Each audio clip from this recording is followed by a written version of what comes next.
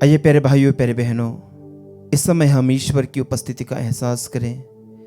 अपनी आंखें बंद रखें, अपने मन को स्थिर रखें, मन को शांत रखें। प्रभु बोलना चाहता है, प्रभु बातें करना चाहता है। आइए समूएल की तरह प्रभु से कहें, प्रभु बोल, तेरा सेवक सुन रहा है।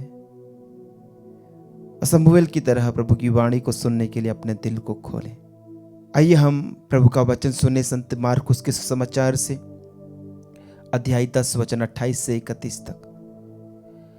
तब पेतरुस ने कहा, देखिए हम लोग अपना सब कुछ छोड़कर आपके अनुयायी बन गए हैं।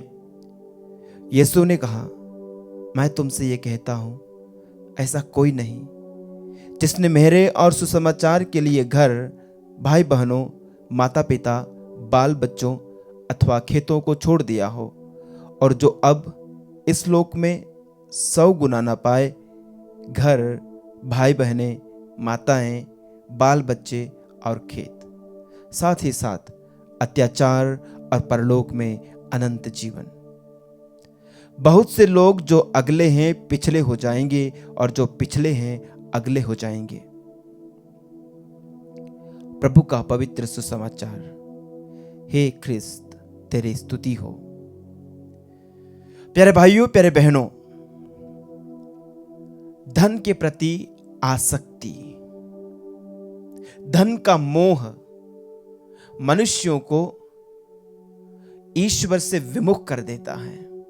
धन के लोभ ने कई बड़े बड़े दिग्गजों को ईश्वर से विमुख किया है, आध्यात्मिकता से विमुख किया है, और उन्हें बुराई के ऐसे रास्तों पर लेकर के गए हैं, उन्हें विनाश के ऐसे रास्तों पर धन लेकर के गया है जहां पर उनका सर्वनाश हुआ है।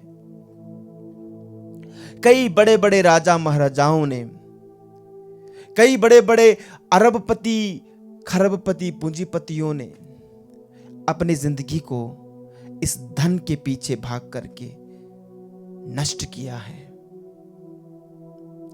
प्यारे भाइयों प्यारे बहनों, इसलिए प्रभु का वचन कहता है, धन का लोभ सब बुराइयों की जड़ है।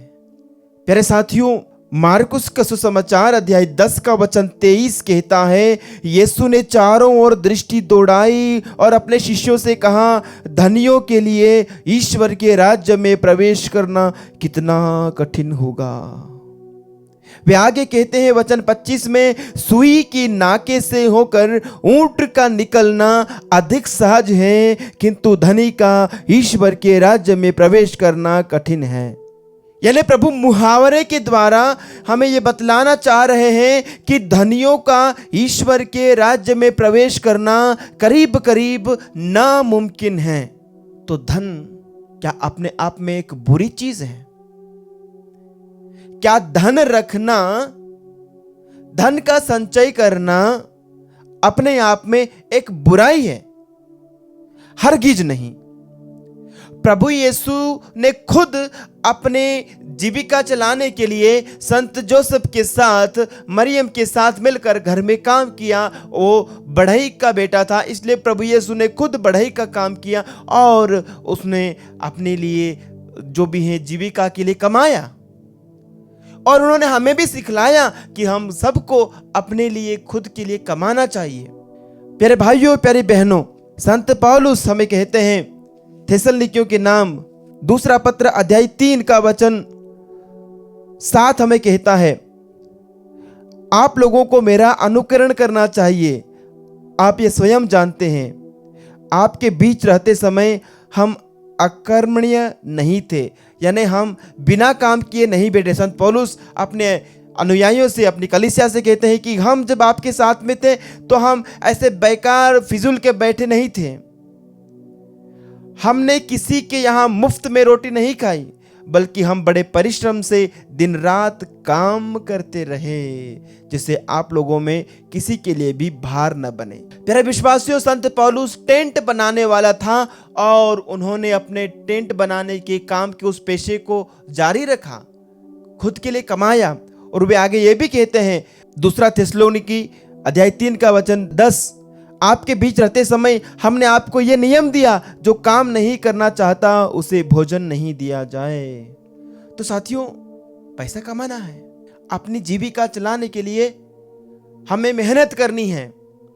लेकिन पैसा कब बुराई बन जाता है, पैसा कब बुराई का कारण बन जाता है, जब हम धन के प्रति आसक्त हो जाते हैं, जब हम धन के प्रति मोहित हो जाते हैं और हम धन को या पैसे को अपना भगवान बना बैठते हैं। हमारी जिंदगी का मकसद बन जाता है पैसों को अर्जित करना, और पैसा ही हमारे लिए सब कुछ जब बनने लगता है, पैसा हमारे लिए जीना हमारी जिंदगी का एकमात्र मकसद बनता है प्यारे भाइयों, प्यारे बहनों, तब पैसा हमारे लिए एक बुराई बन जाता है, पैसा हमारा भगवान बन जाता है। तब हम ईश्वर को दरकिनार करते हैं, हम ईश्वर को नजरअंदाज करते हैं, तब हम आध्यात्मिकता को भूलते हैं, और फिर पैसा हासिल करने के लिए इंसान अपने जिंदगी में कुछ भी करने को तैयार होता है। फिर वो किसी भी रास्ते से आता हो, वो फिर कैसे भी तरीके से आता हो, पैसा चाहिए प्यारे भाइयों, प्यारे बहनों। और जब हम हमारा दिल पैसे या धन में लगा देते हैं, तो फिर दुनिया भर की बुराइयां हमारे जीवन में आ जाती हैं। आज का सुसमाचार तारीफ करता है उन लोगों की जिन्होंने स्वेच्छा से धन का त्याग कर दिया है, जिन्होंने स्वेच्छा से दुनिया के रिश्तों को त्याग दिया है, जिन्होंने स्वेच्छा से अपने परिवार को त्याग दिया है। प्रभु उनकी तारीफ करते हैं, प्रभु उनकी प्रशंसा करते हैं। प्रभु कहते हैं कि तुमने जो छोड़ा है उसका तुम्हें इस दुनिया में ही फल मिलेगा, और उससे अधिक 100 गुना तुम्हें स्वर्ग में दिया जाएगा। प्यारे भाइयों, प्यारे बहनों, जो जितना अधिक पैसे और रुपयों से या धन दौलत से जो आसक्ति है उसको कम करता है, जो उससे विमुख होता है, जो धन के प्रति अपनी आसक्ति को कम करता है, जो डिटैच हो जाता है धन के लोभ से, प्रभु कहते हैं जो जितना अधिक त्याग करता है और प्रभु को जितना अधिक स्थान देता है, स्वर्ग में उसे 100 गुना मिलेगा। लेकिन साथ में ही इस प्रकार का कार्य करने वाले, जो प्रभु के लिए अपना जीवन बिताता है, जो प्रभु के लिए बड़े बड़े त्याग करता है, प्रभु कहते हैं उसके लिए इस दुनिया में और परलोक में अनंत जीवन तो मिलेगा, साथ ही साथ अत्याचार भी, लोगों के ताने भी। इसलिए प्यारे भाइयों, प्यारे बहनों, संत मत्ती का सुसमाचार अध्याय 16 का वचन 24 कहता है, जो मेरा अनुसरण करना चाहता है वह आत्मत्याग करे और अपना क्रूस उठाकर मेरे पीछे हो ले। क्योंकि जो अपना जीवन सुरक्षित रखना चाहता है वह उसे खो देगा, और जो मेरे कारण अपना जीवन खो देता है वह उसे सुरक्षित रखेगा। इसलिए इस दुनिया में धन बटोरने वाले प्यारे भाइयों, प्यारे बहनों, ये ध्यान रखना, संत मत्ती 16 का 26 कहता है, मनुष्य को इससे क्या लाभ यदि वह सारा संसार प्राप्त कर ले लेकिन अपना जीवन ही गंवा दे। अपने जीवन के बदले मनुष्य दे ही क्या सकता है? सारा संसार कमा लिया और अपनी आत्मा को ही गंवा दिया तो क्या ही कमाया।